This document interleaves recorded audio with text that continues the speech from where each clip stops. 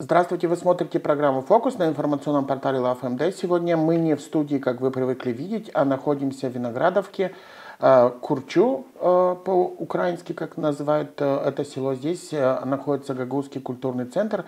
И сегодня мы будем говорить о том, как гагаузы Украины переживают эти нелегкие для всей Украины времена. И сегодня наш гость Юрий Дмитриевич Демчогло, председатель Ассоциации гагаузских обществ Украины. Здравствуйте, Юрий Дмитриевич.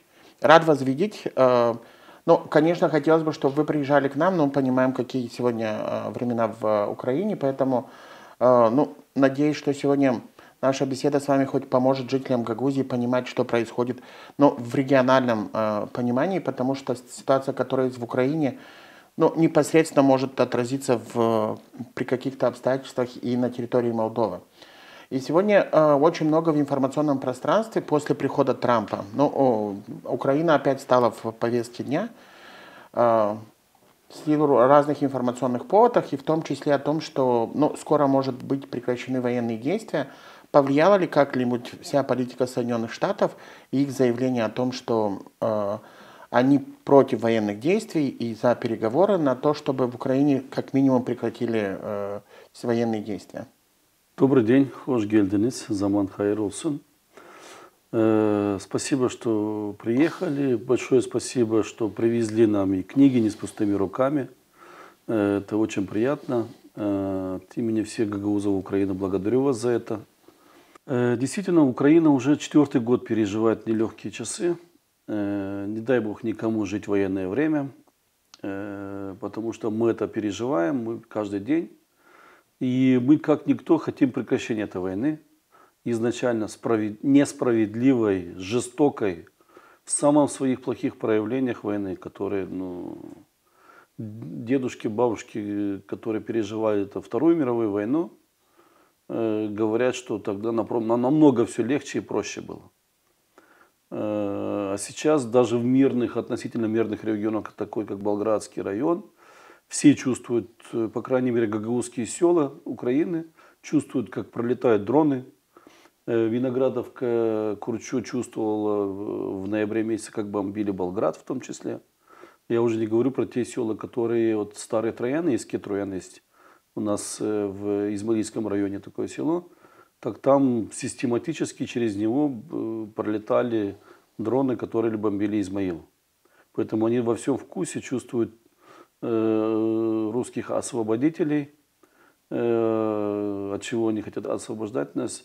Но как никто мы хотим остановки этой войны, и посылы, месседжи Трампа для нас были восприняты позитивно. Но мы знали об этом, что наш враг, который нас убивает каждый день, пытается убить каждый день, этого не хочет. И это, в принципе, это видит весь мир.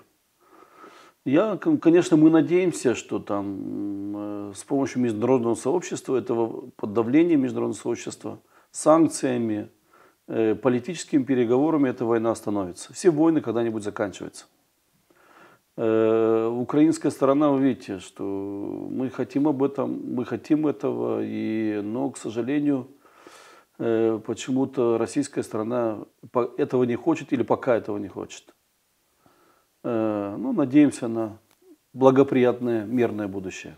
Юрий Дмитриевич, несколько недель назад, во всяком случае, в прессе была информация о том, что в результате переговоров, которые шли в Стамбуле, по-моему, еще в нескольких местах, о том, что достигнуто соглашение о том, чтобы как минимум прекратить огонь в Черноморском бассейне. Были ли исполнены эти договоренности?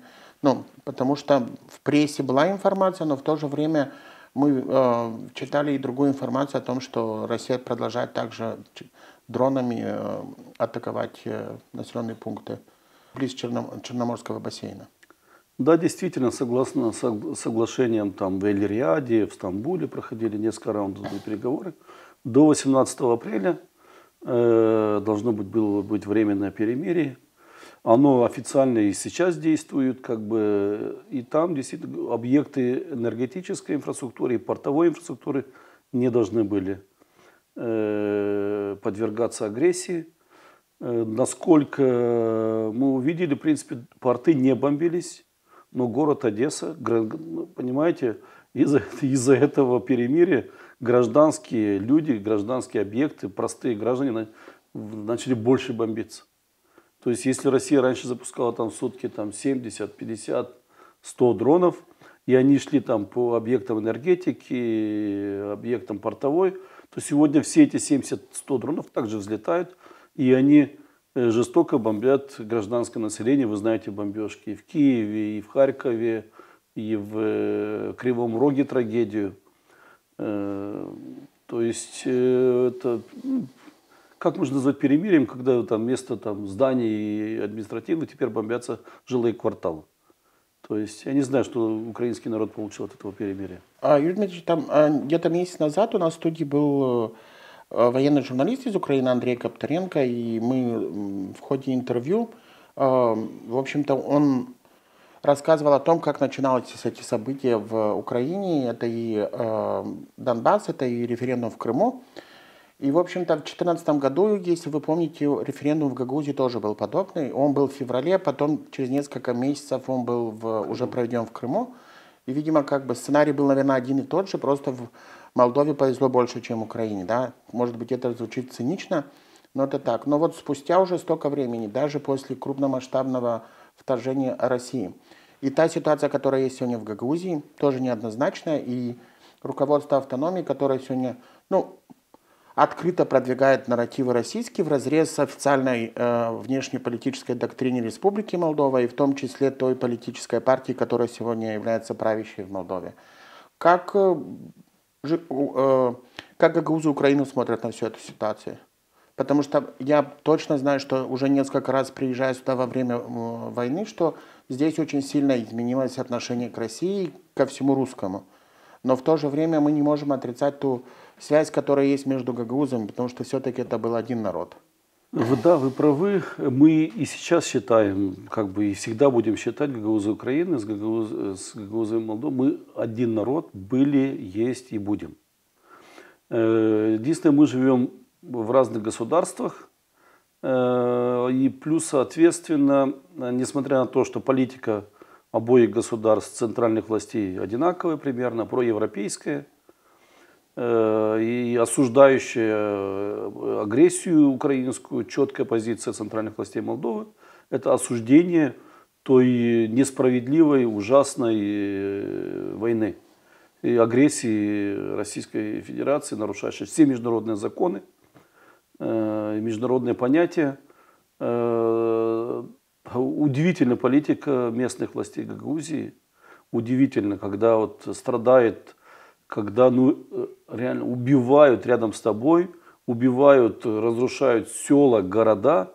Для нас, гагаузов Украины, очень удивительно и обидна позиция сегодняшних властей Гагаузии. Она для нас категорически неприемлема. Если еще до 2014 года примерно видение отношения к России, к российскому государству было примерно одинаковое, что гагаузов Украины, что гагаузов Молдовы, то после 2014 года она начала кардинально меняться. А с приходом 24 февраля и полномасштабной войны это задело каждого гагауза Украины. Потому что у многих живут родственники в других регионах Украины. Там, я вам скажу, первые месяцы войны гагаузские села Украины полностью заполнились населением, потому что начали приезжать родственники с Запорожской, с Черниговской, Сумской, с Харьковской области. И по заверению примарей гагаузских сел Украины, села переполнились. То есть... Вот мы сегодня находимся в Курчу, в Виноградовке. Тут, наверное, 5005 населения жило в первые месяцы войны, потому что тут было относительно спокойно первый год войны. То же самое в Котловине, мне сказали, это около 4000 населения жило. То есть все приехали родственники, кумовья, сваты, браты, украинцы, которых там, например, там Гелинька привезла свою семью там, с Харьковской, Запорожской, в тех регионах, где бомбили с утра до вечера города и села, все поприезжали, более безопасные, где есть родственники, там, как сваты, браты на наши. То есть мы почувствовали после 22 года, полностью почувствовали этот русский мир. И для нас обидно, что сегодня наши братья говорят с большим акцентом гагаузский бис русскоязычный ба. Понимаете, когда это слышим, для нас это обидно. Мало того, в последнее время еще больше, потому что более 500, минимум 500 гагаузских украинцев сегодня воюют на фронте за свою страну. К сожалению, есть и погибшие, есть и герои, которые, вы знаете, у нас уже генерал Гагауз есть, герой Украины есть. У нас есть много солдат и офицеров гагаузов, которые награждены тоже высокими орденами. Я знаю, вот уроженец, кстати, Чадарлунги Гагаузи, в Николаевской бригаде служит. Он начинал войну майором, уже полковник. Награжден и орденами за мужество, то есть и медалями, наградами. У нас есть уроженец Александровки, который подбил 60 единиц техники, награжден орденом за мужество. И еще там несколько орденами. Представьте, один человек подбил 60 единиц техники, в том числе 14 танков. То есть один гагауз нанес ущерба нашему агрессору на миллионы долларов. Только один гагауз. Вот так вот. Вот такая разница сегодня. Сравните между молдавскими гагаузами и украинскими. При том, что мы один народ. Но я надеюсь, я как бы сам родом с Гагаузии, я вижу, что молодое поколение, которое родилось уже в независимой Молдове, оно чуть другое. И у меня есть надежда, что будущее Гагаузии лет через 10, а может быть еще быстрее, нормализуется. Менталитет, по крайней мере. Ну, будем оптимистами в этом плане. Юрий Дмитриевич, ну вот в Гагаузии своеобразная политическая ситуация в связи с тем элитами, которые сейчас находятся у власти, и социально-экономическая, и политическая, но и положение с гагаузским языком явно находится не на самом лучшем уровне, даже, может быть, даже несколько десятилетий назад положение гагаузского языка было лучше, чем оно находится сейчас, несмотря на то, что есть гагаузская автономия. И в этой связи я всегда как бы в каких-то беседах всегда привожу примеры Украины и положение гагаузского языка. И вот сегодня что-то изменилось для гагаузов Украины с точки зрения возможности изучения гагаузского языка, продвижения своей культуры, потому что Украина находится в войне. То есть и здесь, конечно, мы понимаем, что, может быть, даже и ресурсы государства на другие статьи или направления могут быть ограничены. Вы знаете, Украина изначально уникальное государство. Вот многие международные обозреватели показывают пример, что в Украине появилось понятие нации. Первое государство вот в мире, где сформировалась нация, это Америка. То есть независимо от твоего происхождения, там, мексиканское, французское, там, китайское, русское, кстати, происхождение, очень много русских в Америке живет, граждан Америки. В Америке есть понятие нации, американской нации. Вот при том, что в Украине очень много национальностей, национальных меньшинств, диаспор, то в Украине после 2014 года тоже начало очень серьезно формироваться понятие украинской нации. И я вам скажу, что вот военная операция, как называют ее в России, специальная военная операция, а для нас это полномасштабная агрессия и война, убивающая наших граждан, то для нас вдвойне, вот цель этой, помните выступление Путина в ту ночь, там, задача СВО – денационализация, демилитаризация Украины. Сегодня по факту мы имеем противоположное. Украинское общество объединилось в одну нацию большую украинскую. И независимо от происхождения гражданина Украины, там, гагаузского, болгарского, молдавского, мы все защищаем свою страну. То есть получилось противоположное. Вместо денацификации гагаузы, болгары, молдаване, румыны, венгры стали националистами украинскими. Понимаете? Если раньше они не были националистами украинскими, то сегодня вы слава Украине скажите на улицах Курчу, Виноградовки, мало ответят героям слава. Раньше такого не было. Зайдите в магазин, там на улице, скажите кому-то, и вам ответят. Как говорят в России бандеровским лозунгом, но это лозунг нашей армии сегодня, украинской армии. И демилитаризация, второе понятие, которое Путин там говорит, что сегодня Украина стала одной из самых мощных армий в Европе. Сегодня украинская армия полностью перешла на натовское вооружение. То есть сегодня Украина одна из самых подготовленных армий, многочисленных армий. То есть то же самое, 4 года, больше чем 3 года назад началась война, полностью обратный эффект. То есть какие цели продолжения войны? Она бессмысленна. Смысла и цели этой войны уже понятно нет. Если вы не смогли взять Киев за 3 дня, и если вы не можете там Торецк или там на границе Вовчанский, из города на границе буквально в 10 километрах от России, Вовчанская операция началась 2 года назад. 2 года районный центр, город не могут взять, который 2 года назад находится в 11 километрах от границы Российской Федерации. Понимаете? Смысл и цели этой войны непонятны для всех украинцев, тем более для гагаузов Украины. Юрий Дмитриевич, я слежу за деятельностью гагаузских организаций в Украине. И вы достаточно активно поддерживаете связи с Турецкой Республикой, что нельзя сказать про нынешнюю Гагаузию, потому что она не только, Турецкая Республика относится осторожно к происходящему в Гагаузии, вообще к нынешней власти, но и другие международные партнеры. Как вам удалось сохранить? Потому что связи с Турцией, хотя в Молдове вроде нет войны, но гагаузской власти не удалось сохранить никаких партнерских отношений. Сегодня даже заморожены те проекты, которые начинали внедряться. Да, вы правы. Я докончу предыдущий, чуть ушел в сторону войны, наболевшая. Но у нас украинское государство еще больше начало сегодня уделять внимание национальным меньшинствам и коренным народам. Часть получили, 3 национальности, крымские татары в том числе, получили статус коренного народа.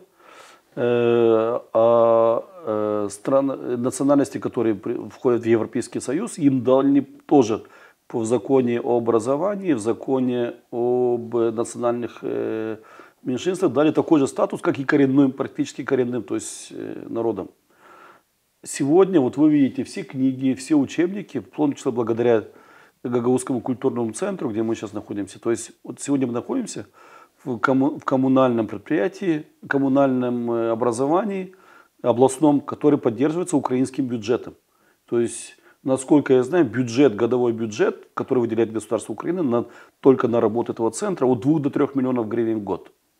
То есть это не маленькие деньги. Украинское государство сознательно в строке своего бюджета областному центру Гагаузскому выделяет деньги, потому что здесь готовится научная база для учебников преподавания в Украине. Вот вы посмотрите на учебники гагаузского языка в Украине, они все изданы Министерством образования под определенным грифом, то есть тоже выделяется отдельный бюджет.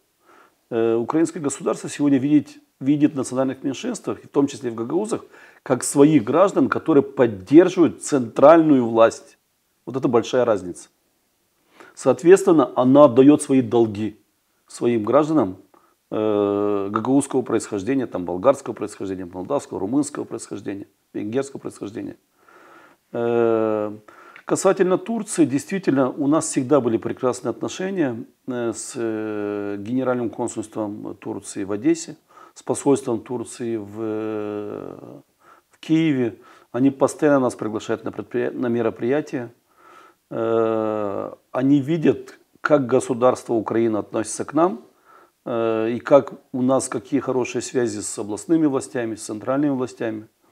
У нас создан, кстати, в 2023 году создан координационный орган Рада национальных меньшинств, спільнота она по-украински называется, национальных спільнот, национальных.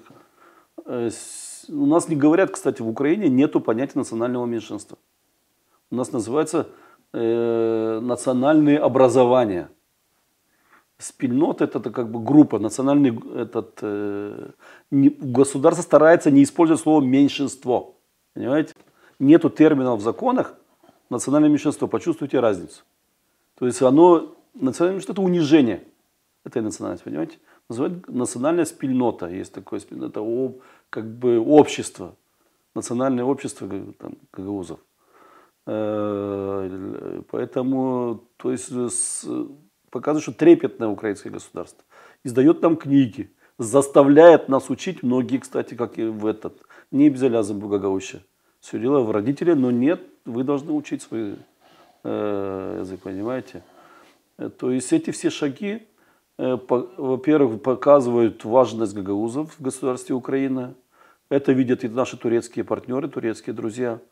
Поэтому нас приглашают на многие мероприятия, на концерты. Кстати, вот есть концерты, где участвуют гагаузские коллективы с Украины, нет гагаузских коллективов с Молдовы. Такие уже тоже появились такие в Турции.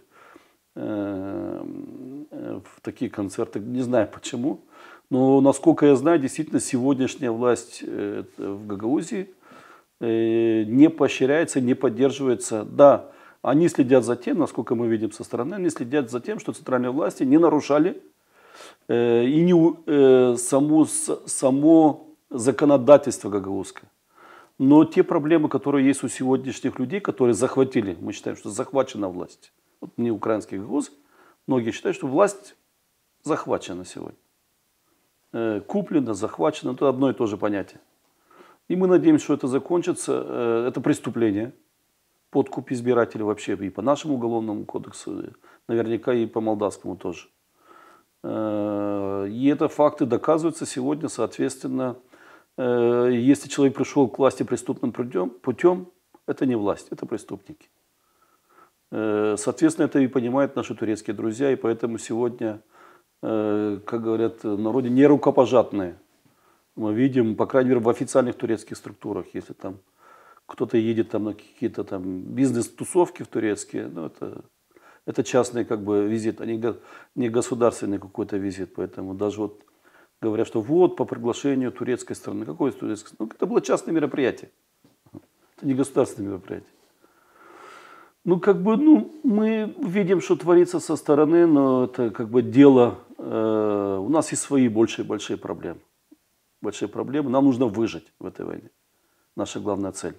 Выжить как государство Украины и выжить как гагаузам Украины.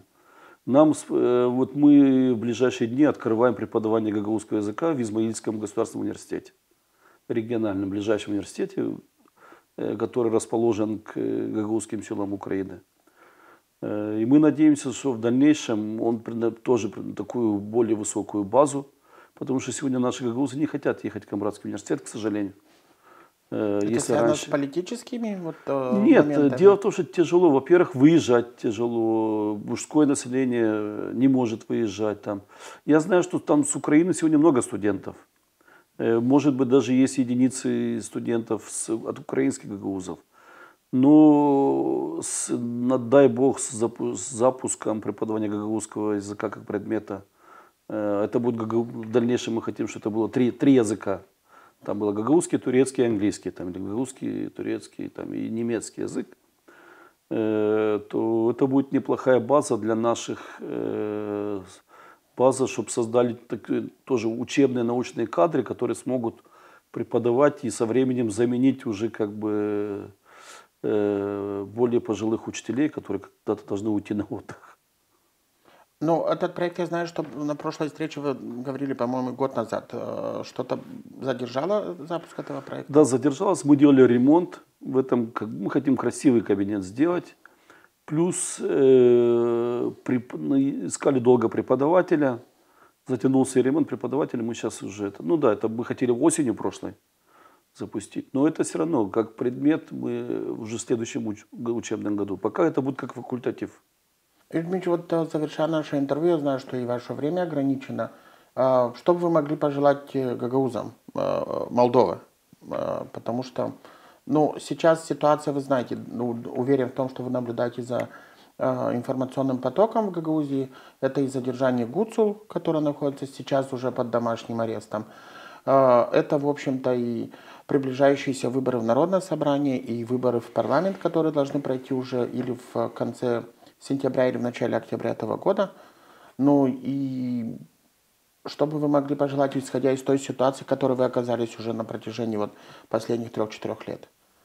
Ну, пожелать, чтобы не было войны у них, такой, как у нас.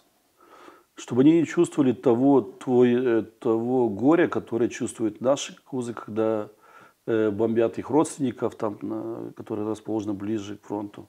Когда погибают их дети на фронте от братских российских пуль. Когда не рушатся дома от братских российских бомб. Чтобы они этого не чувствовали. Никогда. Как говорят, у нас салық olsun, шенлік olsun, варлық olsun. Вот что хотим. И мы по-любому, мы одна нация, будем ехать друг к другу, как и ездили на концерты, на футбольные турниры, на фестивали. Садже мир olsun, как говорят. Я благодарю вас за то, что вы нашли время, чтобы сегодня встретиться с нашей аудиторией. Напомню, что вы смотрели программу «Фокус». Сегодня мы были в Украине и говорили с Юрием Тимчогло, председателем Ассоциации гагаузских обществ Украины. Не забывайте подписываться на наши платформы в социальных сетях.